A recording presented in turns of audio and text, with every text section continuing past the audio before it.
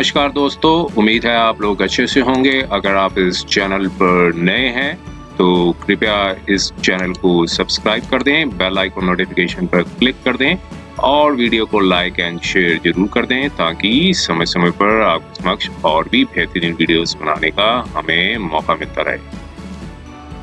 दोस्तों, माननीय supreme court का एक ऑर्डर है जो कि 14 जून 2023 का आया है, जिसमें criminal appeal number 821 of 2012 appellant versus the state of Madhya Pradesh, और इसमें जो अपीलेंट हैं उन्होंने अपनी कन्विक्शन को चैलेंज किया था, जिसमें मध्य प्रदेश हाई कोर्ट ने उनकी कन्विक्शन को अपहेल्ड कर दिया था और जिसमें ट्रायल कोर्ट ने उनको 302 के अंदर कन्विक्शन कर दिया था। तो मीन्स अब जो हाई कोर्ट से अपील जब फाइल की थी अगेंस्ट द कन्विक्शन, उनमें कोई रिलीफ नहीं मिली थी। अब माननीय सुप्रीम कोर्ट में यहाँ पर अपील डाली गई थी। तो यहाँ पर माननीय सुप्रीम कोर्ट ने कहा कि जो प्रोसिक्यूशन ने अपना केस एस्टैब्लिश करने के लिए 3 इंग्रेडिएंट्स को प्रूव किया था। पहला था मोटिव, दूसरा था जो इनका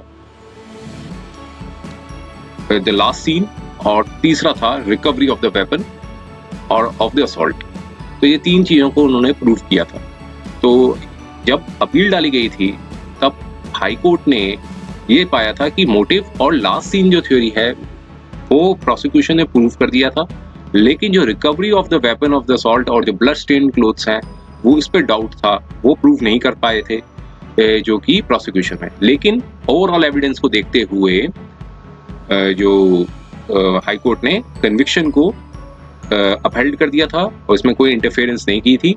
लेकिन माननीय सुप्रीम कोर्ट ने कहा कि जब सर्कमस्टांशियल एविडेंस के आधार पे अगर आप कन्विक्शन कर रहे हो तो कोई भी ऐसा डाउट नहीं रहना चाहिए, चेन पूरी तरह से कंप्लीट होनी चाहिए जो कि इंडिकेट करे गिल्ट ऑफ द अक्यूज्ड के ऊपर। अगर कोई भी चेन मिसिंग है तो फिर ऐसे में कन्विक्शन जो है वो सस्टेन नहीं की जा सकती है। इसलिए ऑर्डर था जो ट्रायल कोर्ट के ऑर्डर पे इंटरफेयर किया और हाई कोर्ट के ऑर्डर को सेट असाइड कर दिया। आइए हम इसके थोड़े से कंटेंट्स को देख लेते हैं। माननीय सुप्रीम कोर्ट ने क्या ऑर्डर दिया था उसके थोड़ा सा समझने की कोशिश करते हैं। देखिए, एक ऑर्डर है, ये जजमेंट नहीं है, क्योंकि जो अपील डाली गई थी वो correctness and the judgement of the order जो Madhya Pradesh high court of the Madhya Pradesh है ग्वालियर की, जो कि 28 सितंबर 2010 में आया था, जो इसमें क्रिमिनल अपील नंबर 2003 में डाली गई थी। जो क्रिमिनल अपील उसका जो ऑर्डर है वो 2010 में आया था, जिसमें हाई कोर्ट ने क्रिमिनल अपील को डिसमिस कर दिया था और जो कन्विक्शन थी उसको कंफर्म कर दिया था। कन्विक्शन जो ऑफ दी अक्यूज्ड की जो मतलब जो कन्विक्टेड पर्सन थे उनकी कन्विक्शन को कंफर्म कर दिया था, और जो लाइफ सेंटेंस रिकॉर्ड की गई थी ट्रायल कोर्ट द्वारा 302 के अंदर उसको अपहेल्ड कर दिया।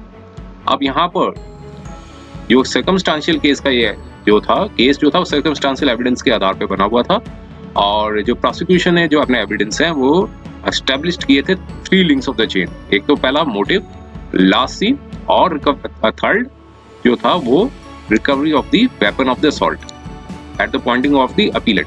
तो हाई कोर्ट ने जब डील किया था एविडेंस ऑफ रिकॉर्ड, वो एग्रीड हुए थे, उन्होंने फाइंड किया था कि जो मोटिव और लास्ट सीन जो है वो प्रूफ हो रहा है, वो मतलब अपीलेंट के अगेंस्ट में है।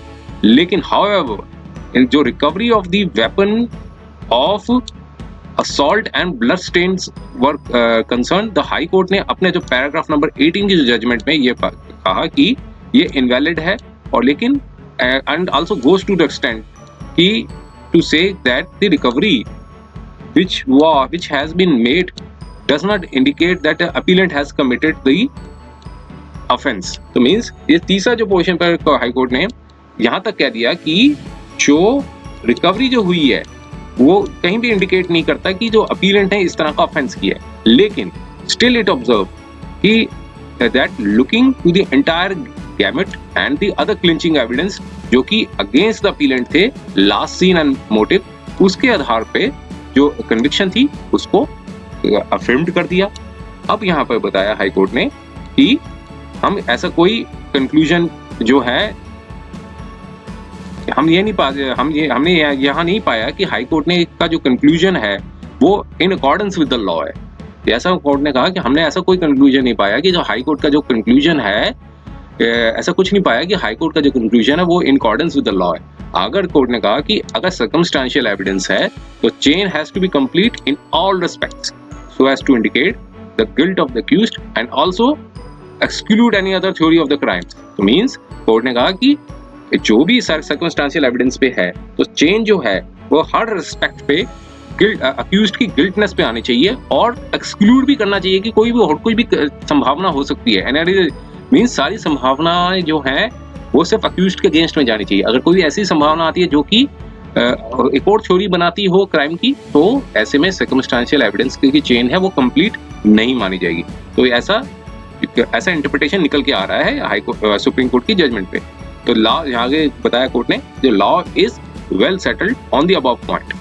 तो इसके ऊपर जो रेफरेंस थे कोर्ट के केसेस जो माननीय सुप्रीम कोर्ट ने दिए थे, उस पे उन्होंने कोर्ट ने अपना रेफरेंस दिया। जो पहले केस आ चुके थे, जो कि शरद बिरदीचंद सरदा वर्सेस स्टेट ऑफ महाराष्ट्र, इसकी जजमेंट पे उन्होंने रिलाई किया। दूसरी थी Shailendra Rajdev Paswan versus state of Gujarat etcetera. तो अब यहाँ पे इन दोनों जजमेंट पर रिलाई करने के बाद अब ये बताया कोर्ट ने, पैरा नंबर 4 पे देखिए कि हाई कोर्ट अगर if the high court found कि one of the links to be missing and not proved in the view of the settled law on the point the conviction ought to be had interfered।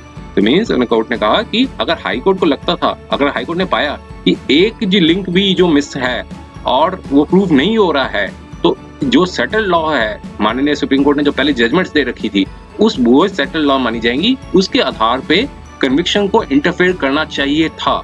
ऐसा माननीय supreme court ने अपनी para number 4 पे लिखा।